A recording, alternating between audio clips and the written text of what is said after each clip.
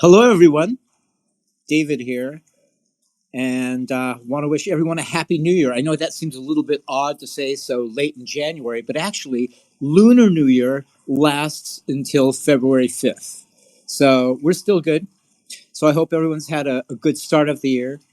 With the new year, we've decided to go to Twitter Spaces for our FunctionX All Hands meeting. We've done Zoom in the past, but we've tried Twitter Spaces, and this way I don't have to shave. I don't have to make sure my shirt is clean. I don't have to worry about broccoli being stuck in my teeth. So we'll give it a go and see how it goes. So today we have three great guests. We have Tilo from Fox Gaming, Dima from XP.NETWORK, and Silver Lake from ZooEcosystems. And we're going to be talking about the future of NFTs and Web3 gaming in this coming year. So before we bring on the guests, though, let's check out what the progress has been with FunctionX this month. Andreas, are you there? Hey, David. Yes, I'm here. So welcome, everyone. So as David said, let's start with the dev updates for FunctionX. So Fox Gaming actually kicked off 2023 with a blast since they launched the NFT marketplace called FoxChange on FunctionX. And we are truly excited about this since NFTs had gained and are still gaining traction in the blockchain space. Of course, Fox Gaming will touch on this later and maybe share with us also the new updates they have. Also, in regards to FX Wallet, there's been a new update where it allows you to view StarsCan's proposals via the app called FX Core Proposals. So it's been what we have all been waiting for. And so you can view proposals on StarsCan and also vote directly from FX Wallet. Moreover, the CryptoBee gift feature is officially live. So what this means is that you can share crypto gifts with your friends, completely decentralized. Currently, we are supporting Binance Smart Chain and Polygon, and more chain will be supported in the future. So let us know your experience if you received any crypto gift via FX Wallet.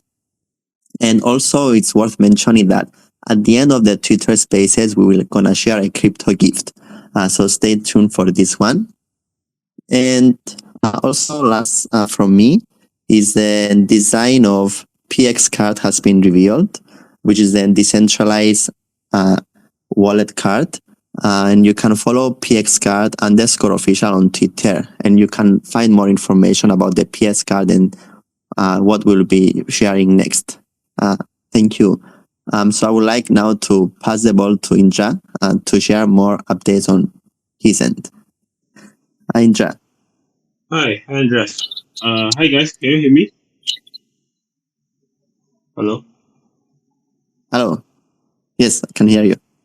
Okay, sure. So, first of all, Happy New Year to everyone. So, yeah, we have started this year and it's the end of January. So, yeah, it's good to finally meet everyone again in our Twitter Spaces. And I have a few updates for FunctionX. One of it is from the FX swap. So, our TVL on FX swap just crossed 1 million USD. So, it's one of the achievement for FX Swap since we have launched it for the last 3 to 4 months, and we have also some updates on the StarsCan Explorer.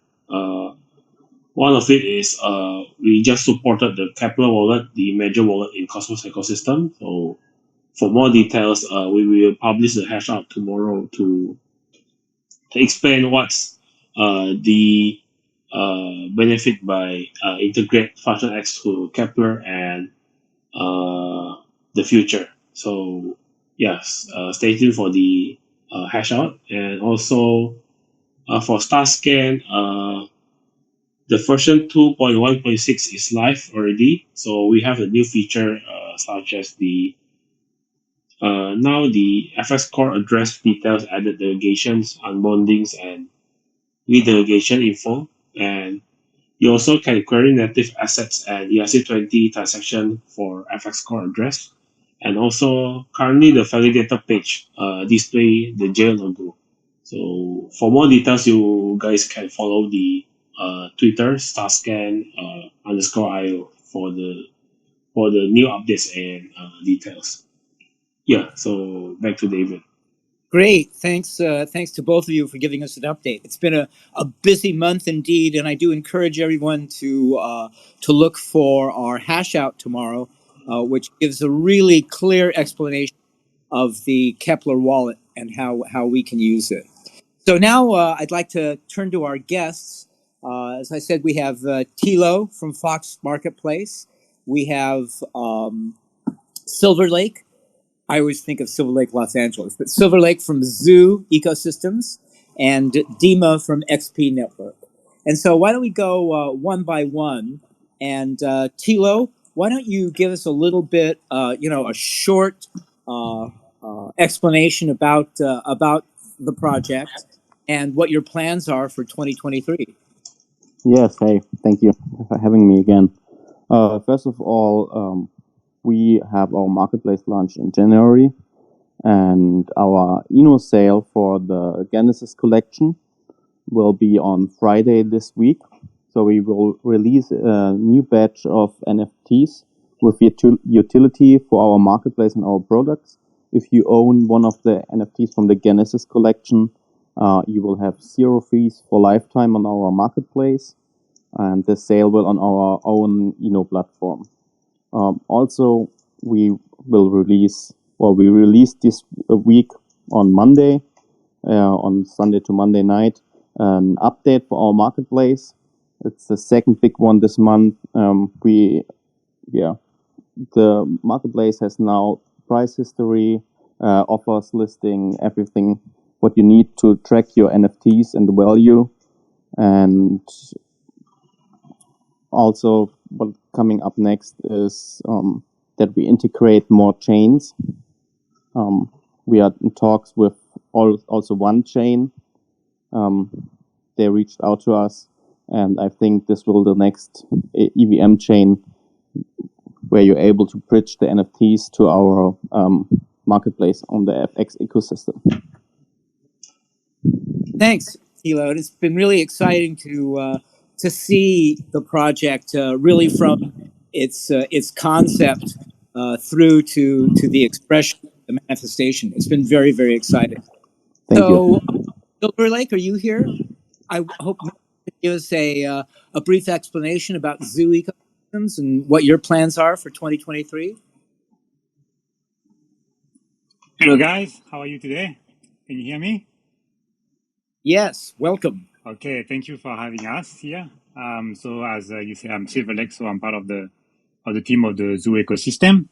For those who don't know us, so just a brief explanation. We are basically I'm here to talk about Zoo Games, which is our blockchain gaming platform. We have a multi-chain focus. So we originally started our project about 2 years ago, actually, from Zookeeper. It's called this a yield farming platform.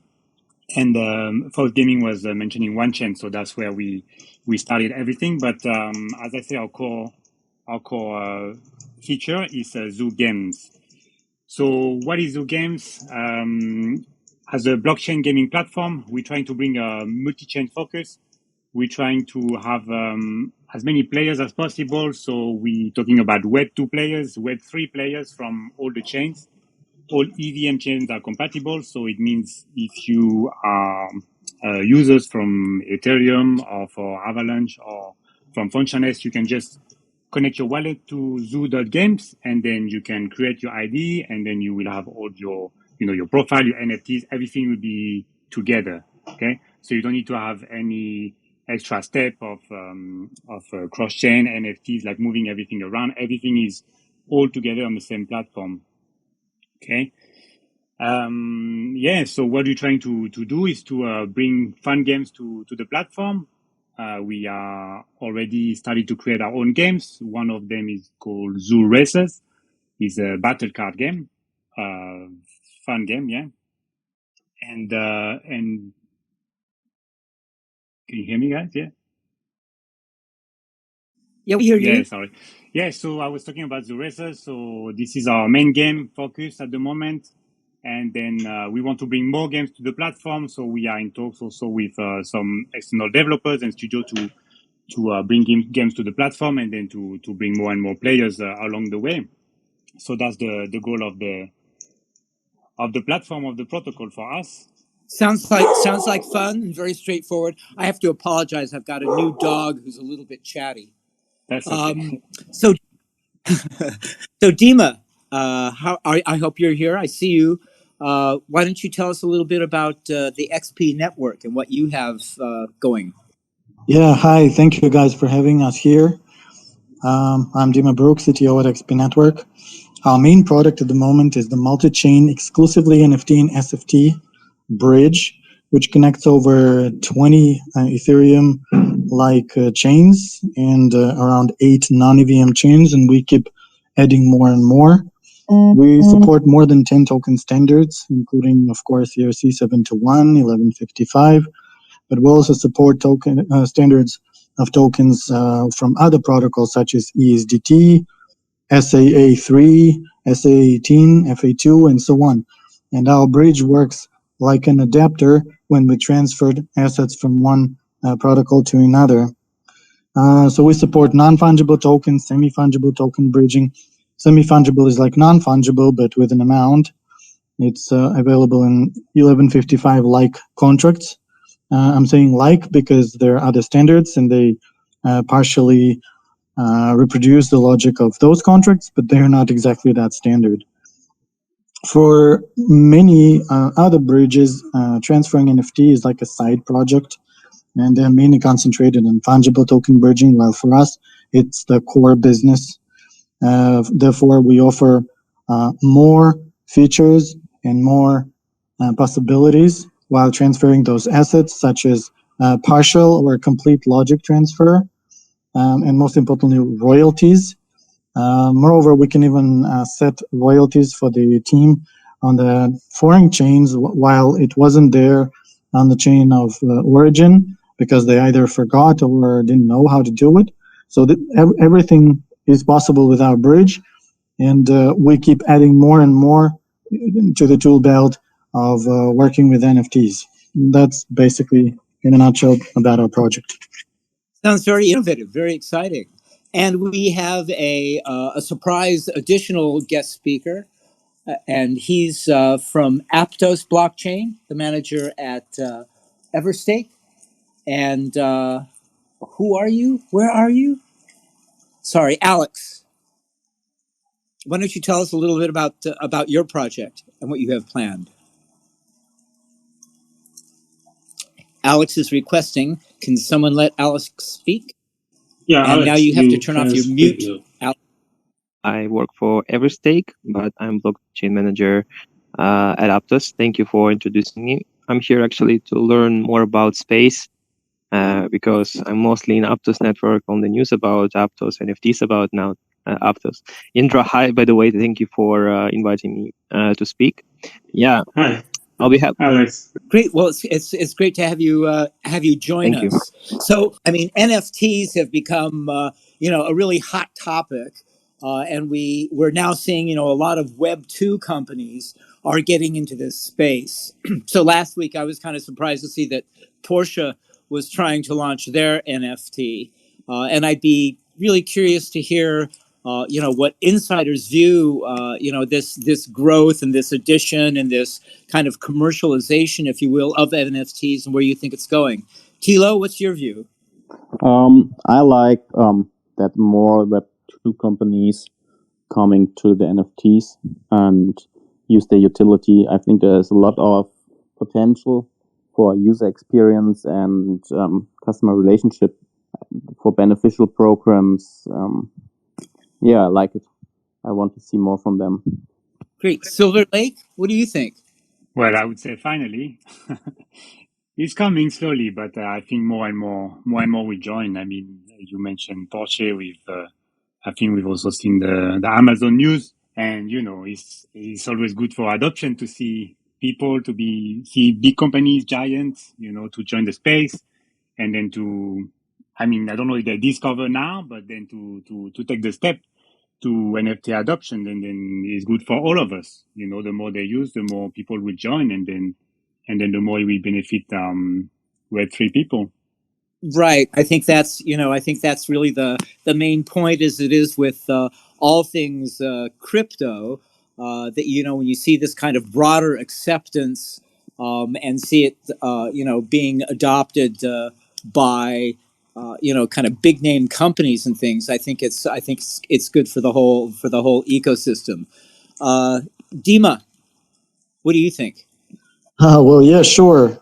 First of all, I think that we were talking about future of the NFT, correct? Right.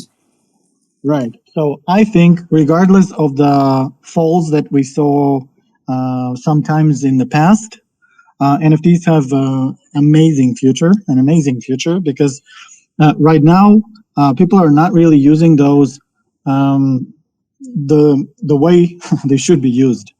Right now, many NFTs are used for speculation, which is part of why they were created, but really not the most important one.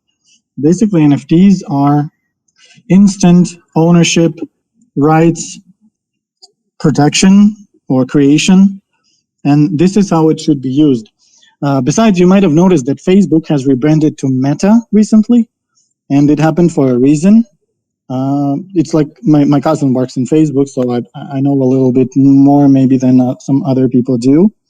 So as you know, Facebook is one of the most successful Web2 representatives, alongside with YouTube probably, and Instagram, and other famous brands like them. But in fact, Web3, which now slowly and gradually replaces Web2, it requires a bit more than those tools offered. And let me explain you what I mean by this. So in Web 1, we just had static HTML pages, and users could only click and read. That's all they could do there. In Web 2, what was offered by YouTube, Facebook, and other similar platforms, users were able to upload their content, like videos, blogs, and everything else, their photos. They could build networks of friends and relatives, which wasn't available in Web 1. But in Web 3, additionally to all the above, you not only can read and write, but you can also own things on the internet. And this is especially true in metaverses, where everything is pretty much represented by NFTs. So without NFTs, it would be super hard to prove that this or that thing really belongs to you. And pretty soon, when metaverses will become more widespread, including with the help of Meta and other big metaverses, NFTs will be as common as mobile phones right now. So just think what you can do in metaverses and how quickly it will beat the physical reality. For example, if you want to conduct a conference of scientists, whatever the topic, let's say even blockchain or whatever. What now happens is you have to buy air tickets and fly somewhere to Lisbon, to Dubai, to New York, to Dallas, somewhere, right? You have to live in a hotel. You have to be away from your family for like a week, right? And you have to buy food and eat something that you're not used to eating. And all that just for several hours of talking with your colleagues. Now imagine in a metaverse, you don't have to fly anywhere. You can be somewhere in your bedroom, in your underwear, right? But you can be simultaneously on a scientific conference on whatever, dinosaurs, right? And you don't have to invest so much money. So even more people can participate if they're like, well, you understand what I mean, right? So besides, you can have anything online. You can have wedding ceremonies. Imagine you cannot invite all the relatives because they're scattered across the world. But in Metaverse, you can arrange a wedding ceremony and you can invite whoever you want. It won't cost you anything. right? Just imagine how many things can be done there. Moreover, it can be even done in psychotherapeutical situations. For example, there is a person who has a psychological disorder, right? And this person, for example, my wife is a psychologist. That's why I know what happens again a little bit. And I'm sharing what I already know. So, for example, you can send a patient to a metaverse where this patient can do whatever this person has in his or her fantasies, can kill people, can rape people, and not do it in reality. Imagine how many lives and how many other people's health can be saved if this can be done in a metaverse. And owning those places and creating those places, it all requires NFTs. I know I'm talking about terrible things, but think, is it more terrible to do it somewhere in the metaverse, or is it more terrible to do it in reality, right? So maybe if all the people have people with psychological disorders just go and satisfy their statistical or whatever needs somewhere in virtual reality, and in physical reality everyone is healthy and alive. Wouldn't it be a better world? Well, I guess my concern would be that I can see it as being a complement to face or reality, but I'm not sure that it would be a terribly healthy sign if it became a replacement, except for maybe those bad things. But I think people are having difficulty sort of discerning the real from the virtual. We're seeing it, and rightfully so. If you look at like deep fakes, that becomes kind of a questionable thing. And so, I noticed yesterday that I think Microsoft is trying to develop a type of certification so that you can tell if a deep fake that you're watching is genuine, or if it in fact is a deep fake. So I get what you're saying, and I think it could be a really incredible addition or supplement to our life. But then I'm old school, so but I can also see that I think it would have a great it could have potential therapeutic benefits for people to kind of live out their fantasies in a harmless way. Alex, I see that you have your hand raised. Yeah, I just want to add to Dima points. I agree on some parts, but on some parts, it's unpopular opinion, I know, but I would disagree. In general, metaverse, I have sent link in the chat and someone wants to take a look, is the metaverse market is like one of 10,000 or maybe one of the 1,000% of Web2 gaming. I mean, in reality, we can talk about future and all, but at the moment, what happened to Meta, like how many people were laid off, at this current state, at this current technology, only now we have this new blockchain like Aptos and ZooEcosystem that can provide such speed, that can provide such safety, stability, and it is cheap for like mass adoption. So in my opinion, it's like we are far away from it. I know it's an unpopular opinion, but I kind of want to just add the point.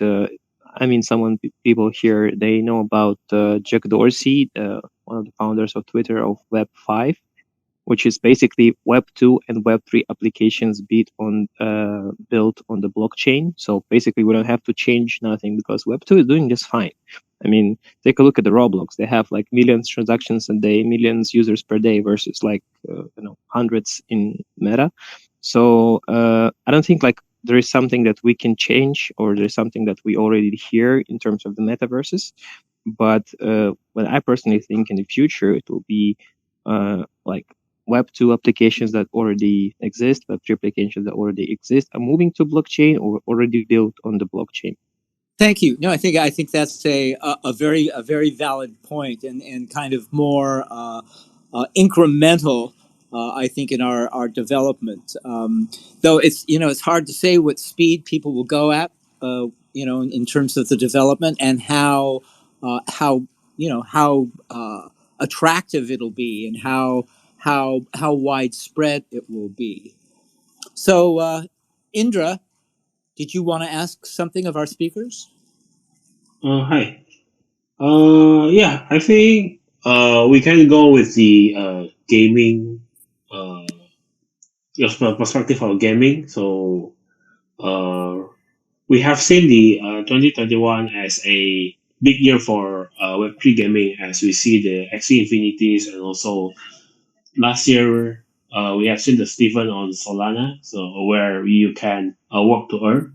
But after the bear market, the gaming future on Web3 is quite unknown. So, and as we know, for the past few weeks, the crypto market is coming back, and we want to see or we want to hear about your views in this Web3 gaming. So, I think we can start with Alex, since as we see, Aptos is working with Metapixel in Korea, right? And for example, today in Seoul they have the hackathon, I think. So maybe you can share a few about the Web3 gaming future. Yes, thank you, Indra. So yeah, as I said before, only like this generation, I would say new generation of blockchain can provide such speed, scalability, and like cheap transactions for massive Web3 adoption. Metapixel is a good example. Thank you for mentioning that, Indra. And yeah, so Grand Saga Limited is their game, which is launched on the Aptos blockchain, which is able to have this fast transactions and also basically everything that we talked for the last few years in terms of gaming, like it will be on blockchain. It's already happening now. They have some snapshots if someone wants to take a look. Yeah, so that's interesting technology. Sui is also like launching dynamic NFTs. So yeah, that's my opinion. I mean, there are other blockchains as well, like Polygon, that are offering like high speed Solana. So yeah, we finally see it happening, like developing and so on.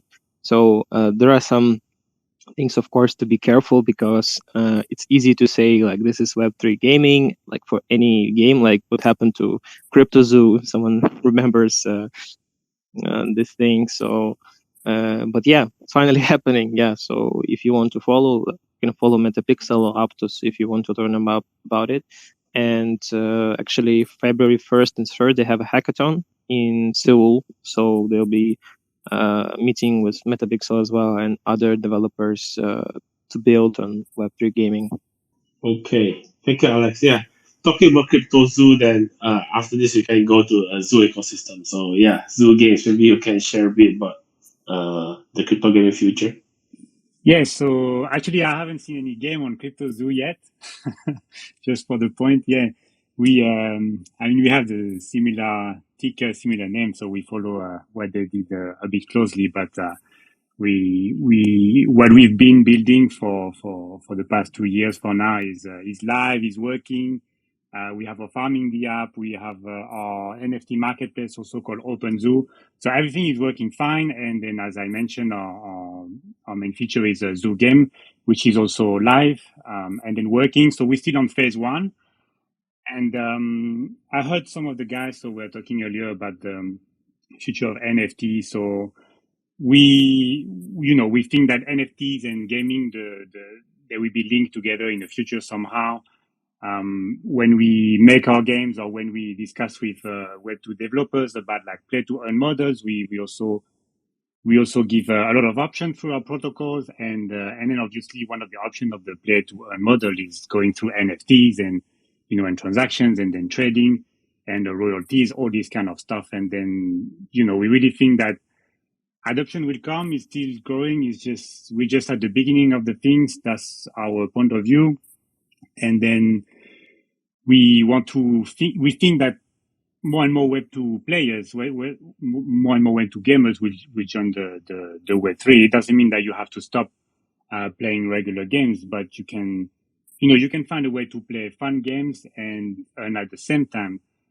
And on another hand, on our platform, so on Zoo Games, we recently launched a new way to connect. So originally, when we launched the platform 6 months ago, you could connect with your wallet, so with your MetaMask.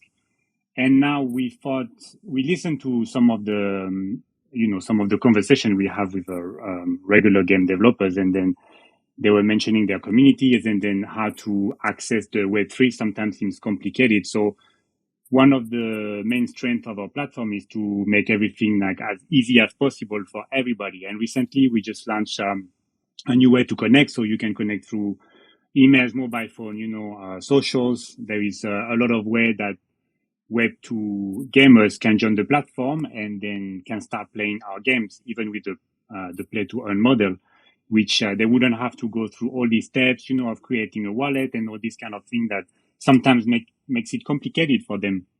So we really think that, there is a transition period. There will be adoption coming. Again, I think Indra was mentioning that some of the games last year were like Axie and stuff became a little bit less and less popular, and then that was also following the market. So, I mean, that's also one of the big thing to link to adoption. But yeah, I think here we come. And then for us, we just built on this momentum, and then be ready when everybody want to join the Web3 gaming space. Great. It's very interesting to see how everything blends together when it comes to gaming and NFTs. So personally, I'm a huge fan of World of Warcraft for like many years. And recently, like last week, we saw that millions of players in China have lost access to World of Warcraft due to shutting down the servers there because of a disagreement between Activision Blizzard and NetEase. And so it made me realize that people right now are playing like video games. They are happy, but they don't own anything, right? But with having like blockchain and Web3 into gaming, hopefully we can change this, since players can, own their characters like with NFTs. So what are your thoughts? Maybe Dima or Fox Gaming can share their thoughts on this. Well, I think gaming is really cool, and I also noticed we actually had several AMAs with different games, NFT-oriented games, and we figured out that actually Web3 is also a good platform for marketing your game. Like, had they created their game and tried to sell it somewhere in classical platforms where games are sold, I'm sure they would have... Can I just add? For marketing and for capital as well. Yes, sure. That too, of course. Yes. So there, it would be super hard for them to earn and to even buy off the time and effort investments in the game. But in Web3, it becomes very easy because you don't have the middleman, basically. Moreover, those platforms for games, they very often have lots of requirements that are hard to meet. And if you don't comply with at least one of them, they will never publish your game. Moreover, they would take a huge part of your revenue, if you even have any revenue, up to, 50, 70% they can take just for hosting your game and just for exposing it to the players. Because very often players know the platform and they expect to see exciting games over there. And those platforms abuse it and get a big part of the profit from the teams. While here in Web3, it is a direct team to users interaction. You don't have this middleman. And this is what Web3 is all about. So it is direct P2P or B2P communication. So I think there is a huge future. We even spoke with one project that we helped bridge from one blockchain to another. They're located in California. And apart from NFT collections and some small gaming interaction with their users, the major business is selling weed online. And they were able to penetrate not only the market of California, but they were able to sell their product across the United States because of NFTs, because of Web3. They grew their community very quickly. People got to know them. Those who owed their NFTs, they had all kinds of perks and preferences and discounts. And Web3 is much better than traditional Web2 marketing tools. This is something that we also have to take into account. And of course, it is a quick way for the team to earn money and to be able to build something new. I have a question for Dima. Yeah. if you don't mind. Dima, when you say it's 30-70% per platform, you're talking about Apple and Play Market? What do you mean exactly by that? Because I didn't know that they charge so much actually.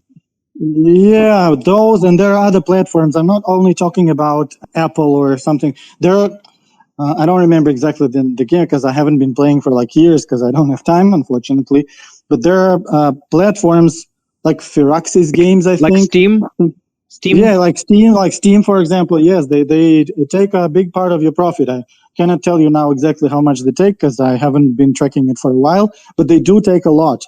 And even Google, if you try to market your game in Google Play, I think that's how it's called.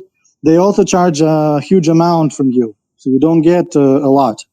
So you really need a lot of users to even return your investments in terms of time, effort, and maybe you even invested something if you use some third-party services like designers, for example.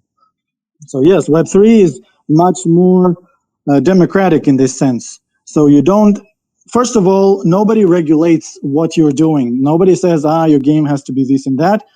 Well, maybe it's not necessary, right? You all know about this blue ocean strategy, where you take away all the unnecessary stuff, you make it super cheap, affordable, and this is how you don't fight with the other sharks in the industry, but you just deliver something that people really need without this extra fluff. And basically, this is what Web3 allows to do. And I think games, I absolutely support that games is a super important part of the industry at the moment.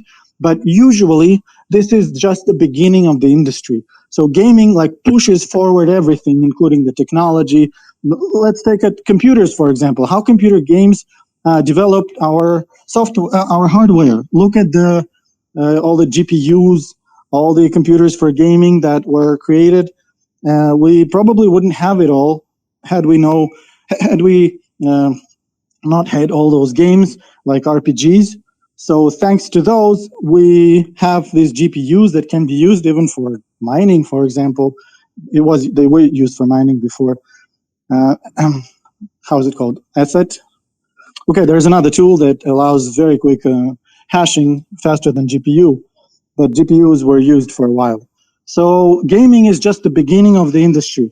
I'm sure in the future, everything in the world will become more decentralized, including the government, the universities.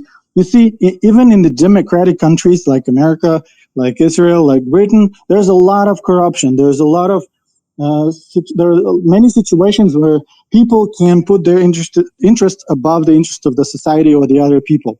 But in blockchain, it is possible to get over with, and eventually it will go get there. Either governments will adopt this blockchain technology in some way, or this blockchain technology will replace some government or institutions, where people will interact peer to peer rather than citizen to the government, something like this. And then NFTs will be an integral part of everything. Yeah, that's a really great point, Dima, because it's getting back to the to kind of the basics of why blockchain was developed. And I think you're absolutely right that when gaming is just the first kind of keen, it's the newest thing, and it's a really interesting step. But the potential of it is truly great, and I think that NFTs are a way of bringing another generation into this whole kind of blockchain thinking that is a really democratic way of operating things. I see we have a few questions. Can we take those from the audience? Pundi, is your hands raised? Yeah, hey guys, this is Shady. I just want to say this is a very interesting topic that you're having today, and I really enjoyed the discussion between all the members that spoken today, all the speakers. It's really great, and it's been really insightful what Alex and Indra mentioned regarding Metapixel. Yeah, these guys, they are doing the thing that what I really see NFTs and gaming wants to give to this ecosystem, which is you don't really need to make it complex for the user to enter the Web3. It's just like as if you are entering the Web2 applications, but you just rather saving your personal data through the games, etc., with your own personal address. So they are giving you such good thing, like a good tool for you to do it without even knowing it or without even realizing that this is happening. So this is one point. Another point in regarding games, especially because I'm doing one game by myself, me and Patrick. So regarding this, going through these kind of things, we really see that in regarding platforms, we see that the gaming engines, which is like Unreal, the top one, then comes the Unity, both of them requires to take certain amount from you. As for they take from the revenue, but when you reach certain level of profit, they start to take from you revenue. Unless that you can build on the gaming engines. So I really see these gaming engines going on forward. They will not stop the Web3, but they will push it because it's either win for them or win for that. So it's not a loss for the Web2, actually, or not a loss for the gaming engines sector. It's a win for them if the Web3 is going to build up. So that's one thing. And another thing that I really see that new companies now, they are building chips. They are using the chips to integrate new modules for digital wallets, digital citizenship, etc. So that's one thing. I see that you, David, typed long time back on the hashout, one of the hashouts, or one of the articles that you typed by yourself regarding how you can have digital identity. I think what you typed over there at that time, I think it's currently happening with the NFTs, and it's currently happening with the new chips that is being built and can be added to physical cards or to digital cards. So anyways, I really think that the NFT market will grow further, and any project that is related to the digital, to the NFT market is going to grow in the coming time, because it's not just for the games, it's just one part, but other stuff or other big major players, they will have very, very, very strong push into this at later stage because of the demand of the people, and because it's really useful. It's something that it helps the one that they don't have, they have like major issues in their own main countries. It can give them a new way to experience how you can be free or how you can be a regular citizen without complications. I think it's a great point, and I think it's a very exciting time for us. And I know that in a year or two, we'll look back at this, and given the speed of how things evolve in the space that we're in, I think we're going to see that growth. I mean, I think again, as Dima mentioned, gaming is just kind of the beginning of it, and kind of the sexy topic right now. But we're going to be seeing it grow, I think, in all aspects of our lives. Anyone have any other kind of comments or questions? Otherwise, we can wrap it up. Alex. Yeah, I'm gonna play devil's advocate, if that's okay, David. Please. Yeah, so kind of big thing. By the way, I enjoyed this conversation as well, and we have different opinions here. They're like mostly on the spaces, I believe, are maximalist, which is great, because someone has to do it. But like alternatively speaking, like NFTs, like the big, let's say, the time that NFT rise, like was it last summer when this first NFTs was launched? At the moment, it was just hype. So basically, I go to OpenSea or Binance. People used to sell some like literally JPEGs copied from anywhere else, especially when Binance opened this for anyone could sell NFTs basically. But now it's real time that NFTs are growing, not like it was just because of hype, but because of the usability. So that's why we have the blockchains like Polygon, Aptos, Sui, and others that have utility. They have like ownership not just like Link and OpenSea, as I said before. So yeah, I'm just agree to this point on just like explaining maybe to users who or listeners who thought of NFTs before only just a way to get money for people who create them. It's real, guys. It's becoming real. Everything what was said before or like previously was just like promises, but now we see bidding real. We have speakers here as well. They're building their projects. So the real growth of NFT, not artificial one. So it's starting right now. I mean, if someone follows Aptos, you've seen how the price grew like rapidly. It's because investors and people and users are really seeing, not just monkey pictures. Right. So, I mean, I think the smart investors, and I think and again, it's spreading. Obviously, sort of that next step is in the marketing area, as we've seen with companies like Porsche or Amazon getting onto this. But the potential, I think, is really limitless. And I think again, as all things happen in this space, the evolution is very, very fast. So I know that this is I'm preaching to the choir here in terms of this audience that's really keen and really believes in the potential in a vast number of areas. So I think with that we can call it quits. I really appreciate everybody joining in. Our guests from Zoo and Alex and Dima. And of course Tilo. So thank you for joining in. And if people have any questions, I encourage you to go to the FunctionX forum, which always has very interesting discussions going on, and where we can kind of dig deeper on these things. So thank you everyone for joining us on our FunctionX January all hands meeting. Thank you, everyone. Thank you. Thank you, Andrew. Thank Thank you, you, everyone. Thank you. Thank you. Bye, guys. Thank you, everybody.